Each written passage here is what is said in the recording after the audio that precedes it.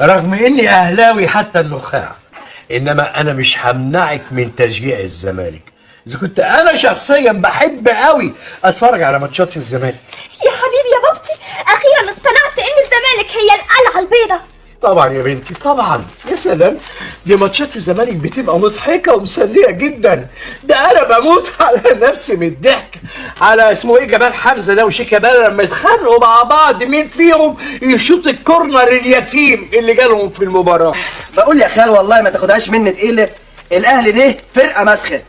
يا حبيبي يا تمرتي يا حبيبي، يا رب يا رب تخف يا تامر. الله يخليك يا بنت خالي. اصل ايه معناته يعني ان فرقه تكسب كل ماتشاتها؟ دي حاجه تحز قوي. انما الزمالك بقى يوم ما بيكسب كل 3-4 سنين بتبقى دي الفرحه الكبيره.